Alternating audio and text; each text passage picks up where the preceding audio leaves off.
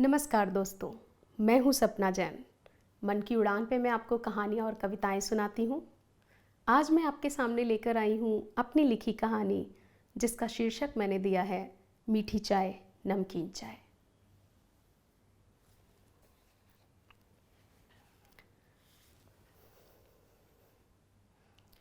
आइए आइए मैनेजर साहब, आज रास्ता कैसे भटक गए? मेरे घर में घुसते ही मनोहर जी ने बोला। उनके हाथ में पानी का पाइप था, जिससे वो अपने बरामदे में लगे खूबसूरत से पौधों को पानी दे रहे थे। मैंने भी एक बड़ी मुस्कान के साथ बोला कि बस सैर पर निकला था इधर, तो सोचा आपको एक खुशखबरी देते हुए निकलता हूँ। उन्होंने पानी का पाइप वहीं घास पर छोड़ा, नल बंद किया और अपने कंधे पर टंगे छोटे से तौलिए से हाथ पोंछते हुए मेरी तरफ गर्मजोशी के साथ बढ़े। तो लोन पास हो गया? वाह, आपने तो मेरे बोलने से पहले ही बोल दिया। उन्होंने बोला, मेरे लिए इससे अच्छी बड़ी खबर क्या हो सकती है?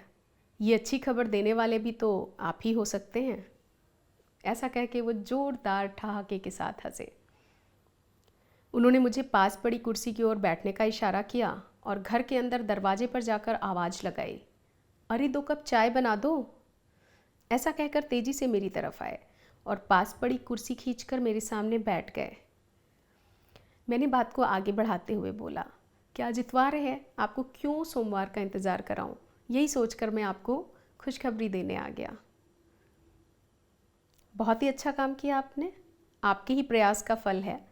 मनोहर जी ने बहुत ही सौम्यता से पूरा क्रेडिट मुझ पर दे दिया। यही तो उनकी खासियत है। मनोहर जी सिर्फ अपने काम में ही नहीं बल्कि व्यवहार में भी बहुत कुशल हैं, तभी उन्हें हर पीढ़ी के लोग पसंद करते हैं और उनका समाज में एक अच्छा ओहदा है और बहुत ही प्रतिष्ठित व्यक्तित्व हैं। बैंक की नौकरी में जब मेरा तबादला 8 महीने पहले इस छोटे से शहर में हुआ था, तब मुझे लगा था कि कैसे रहूँगा मैं एक छोटे से कस्बे में। लेकिन शुरुआती दिनों में मनोहर जी ने मुझे यहाँ रहने में बहुत साथ दिया। मनोहर जी ने मुझे तब तक अपने घर के बने खाने का टिफ़िन भेजा जब तक मुझे सोनू नहीं मिल गया। सोनू ना कि सिर्फ अच्छा खाना बनाता है, बल्कि मेरी हर छोटी मोटी ज़रूरतें अच्छे से पूरी कर देता है। सोनू को मेरे पास लगवाने वाले भी मनोहर जी ही हैं। अब जब मनोहर जी मेरे पास अपने लोन के सिलसिले में आएंगे, तो मैं हर संभव प्रयत्न उन्हीं के पक्ष में करूँगा, जो मैंने किया भी। मैंने बैंक के सारे नियम कायदे के साथ और उससे बाहर होकर भी उनके लोन पास करवाए। मनोहर जी चैन की सांस लेते हुए बोले, अब इस लोन से मैं पढ़ाई का एक अच्छा संस्थान खोलूँगा, जिससे हमारे इस कस्बे के बच्चे बाहर जाकर पढ़ाई करने के लिए मजबूर नहीं होंगे। अब हर कोई मेरे जैसा थोड़ी हो सकता है। मैंने अपने बेटे रमेश को शहर के बाहर पढ़ाई के लिए भेजा और अभी वो 2 साल के कॉन्ट्रैक्ट पर अपने ऑफिस की तरफ से अमेरिका गया हुआ है। बहू तो हमारे पास ही है। मैंने सहज भाव से पूछा, अच्छा, शादी भी हो गई?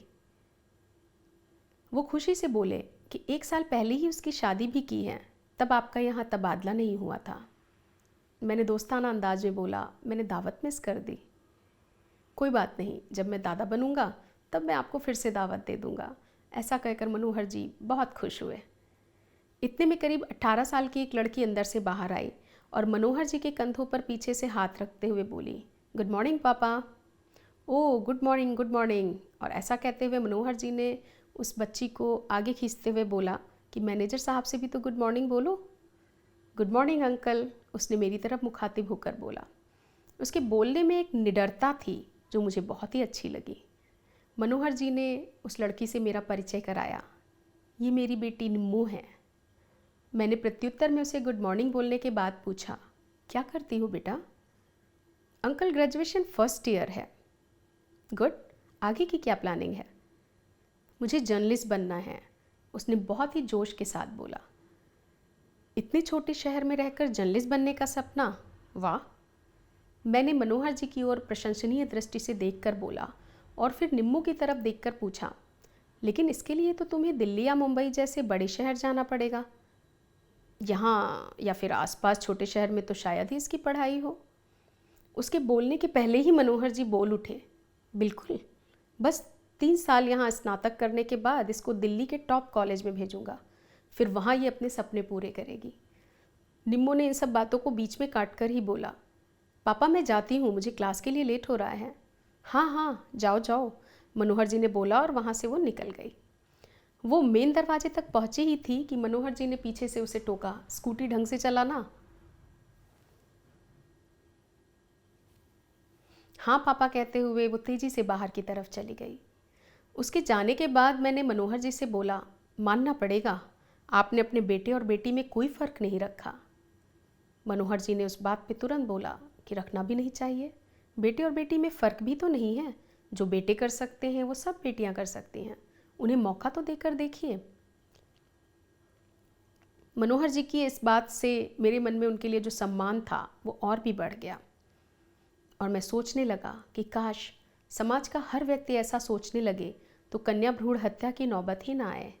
मैं ऐसा सोच ही रहा था कि तभी घर के अंदर पर्दे के पीछे हल्की सी आहट हुई और चूड़ियों की खनक सुनाई दी। मैं कुछ समझ पाता उससे पहले ही मनोहर जी उठे और वहाँ पहुँच गए। जब वो पलटे तो उनके हाथ में चाय की ट्रे थी। वो आए और ट्रे टेबल पर रखकर चाय का एक कप मेरे हाथ में पकड़ाया और खुद एक कप चाय लेकर बैठ गए। मैंने चाय की घूंट पी और बोला, चाय बहुत ही अच्छी है। मेरी तारीफ में हाँ मिलाते हुए बोले, चाय जब मीठी होती है तभी मज़ेदार लगती है। मैंने साथ में आई नमकीन और बिस्किट के साथ चाय पी, कुछ इधर उधर की बातें की, फिर जाने के लिए इजाज़त मांगी। वो खड़े हुए और उनसे हाथ मिलाकर मैं घर के बाहर आ गया। बाहर पहुंचा ही था तभी मुझे एहसास हुआ कि घर की चाबी तो मैं अंदर ही भूल आया। मैं उल्टे ही पाँव घर के अंदर लौटा। मनोहर जी वहाँ नहीं थे, लेकिन चाबी वहीं टेबल पर रखी हुई थी। मैं चाबी लेने के लिए गया तभी मुझे मनोहर जी की आवाज़ घर के अंदर से आती सुनाई पड़ी। रमेश की माँ, बहू पर्दे के अंदर रहे तभी शोभा देती है। कोई बाहरी व्यक्ति बैठा है और ये पर्दे के पीछे चूड़ियाँ खनका रही हैं। कितनी बार तुम्हें समझाया कि जब कोई बाहरी व्यक्ति आए तो चाय बहू के हाथ मत भेजो, आगे से ध्यान रखना, समझी कि नहीं। मैं स्तब्ध वहीं खड़ा रह गया और मुझे मीठी चाय का एक एक घूंट नमक के पानी जैसा लगने लगा।